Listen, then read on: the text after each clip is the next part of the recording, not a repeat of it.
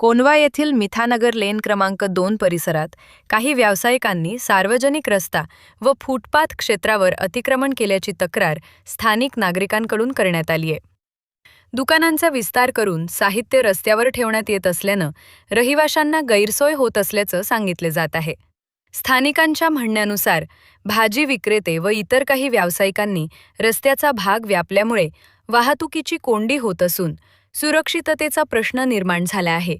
तसेच लेनच्या प्रवेशद्वाराजवळ काही रिक्षाचालक वाहन उभे करत असल्यानं रस्ता अरुंद झाला आहे. काही वाहन चालकांकडून चुकीच्या दिशेनं ये-जा होत असल्याचीही तक्रार आहे. नागरिकांचा दावा आहे की या परिस्थितीमुळे आपत्कालीन सेवा, विशेषतः रुग्णवाहिका, परिसरात प्रवेश करण्यास अडचणी येत आहेत.